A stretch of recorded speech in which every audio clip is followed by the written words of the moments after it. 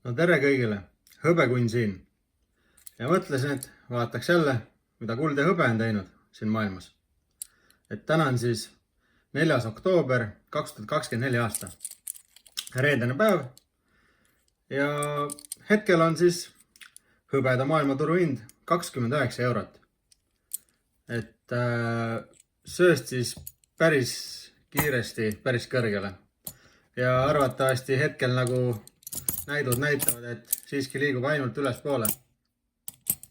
Kulla hind seega on hetkel ühe untsi kohta 2418 eurot. Lõi jälle ajaloo rekordi, et kuld ei ole varem kunagi nii kõrgel olnud.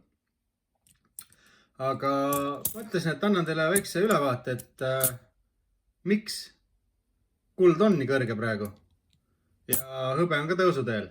Aga selle jaoks tuleb teada selliseid asju nagu, et miks väärismetallid tõusevad. Ja väärismetallid tõusevad põhimõtteliselt kahel põhjusel. Siis, kui on maailmas suur inflatsioon, et paberraha kaotab oma väärtust iga päevaga. Ja teine asi on sõjad, hirm. Et nagu te kõik teate, siis hetkel on päris suur inflatsioon maailmas. Et paljud küll ei tunnista seda, aga tegelikult te näete seda iga päevaga aina rohkem. Raha kaotab oma väärtust, sest seda on viimased 10-15 aastat prinditud nii palju iga aasta juurde, et kaotab oma väärtust väga kiiresti. Aga teine asi on siis siiski sõjad. Et üks asi on, hetkel on käimas ikka veel Ukraina-Venemaa sõda, aga mis ajas nüüd järsku tegi selle kiire hüppe selles väärismetallide maailmas on sõda siis Iisraeli ja Iraani vahel. Et Iraan siis ajaloo kõige suurema raketirünnaku tegi Iisraelile siin paar päeva tagasi. Ja üle 200 sellise raketi lasi sinnapoole tööle. Paljud küll lasti alla, aga paljud ka plahvatasid seal pool.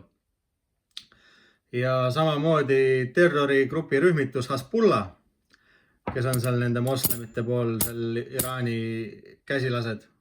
Et ka nemad juba saavad lasta sealt umbes 120 kilomeetrit selle Iisraeli poole neid rakette, et kahelt poolt. Ja siis Iisrael üritab neid tõrjuda ja andis ka teate, et vastavad kordades hullemini Iraani vastu. Et nüüd siin nädalavahetusel või lähipäevil on näha, mis juhtub. Et inimesed kardavad, et võib tulla 3. maailmasõda. Iisrael ütles, et esimesena võtavad sihtmärgile ühe suurima elektrijaama Iraanis. Et see ei ole tuumaelektrijaam, aga see on üks uusim tehnoloogia ja suurim selline elektrijaam, mis Iraanil on siis. Ja üle 1 miljoni majapidamise hoiab see elektri all ja ühesõnaga plaanivad, et lasevad esialgu selle õhku ja igasuguseid sõjalisi selliseid objekte samuti.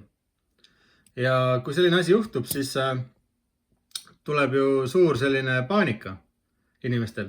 Voolu pole, midagi ei tööta.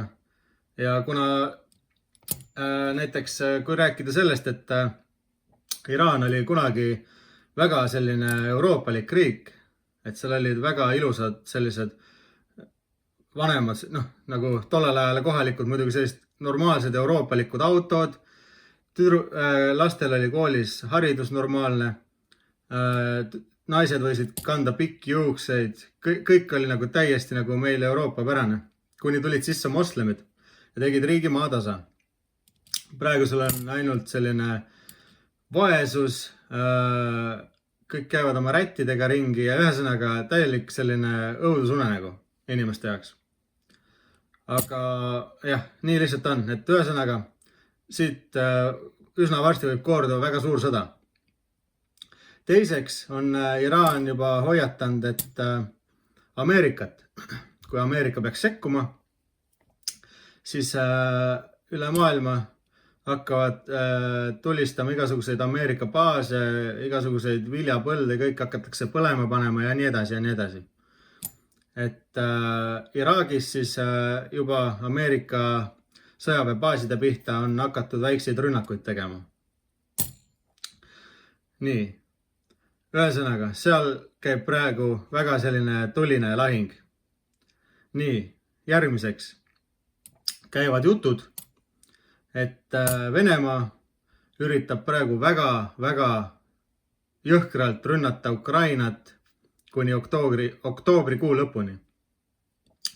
Et ühesõnaga, ta tahab võimalik palju maad veel saavutada selle ajaga, et tulemas on Ameerika presidendivalimised.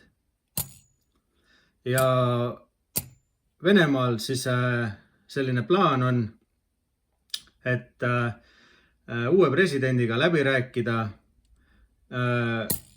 kes kui palju maad saab.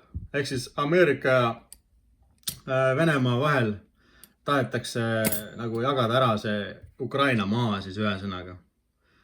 Kõik Telegrami kanalid on täis seda, kõik teavad seda, aga sotsiaalmeedias niimoodi veel sellest ei räägita.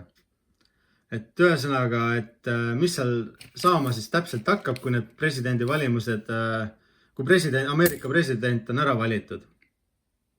Et jah, ka see võib järjekordselt väärismetallide hinna veelgi kõrgemale nagu lüüa. Aga see siis selline väike kokkuvõte lihtsalt siit kõrvalt. Hea uudis on veel see, et Lõuna-Korea siis väga suure sellise tuumalõhkepea valmis saanud. Sellise päris vinge masina peal oli ka.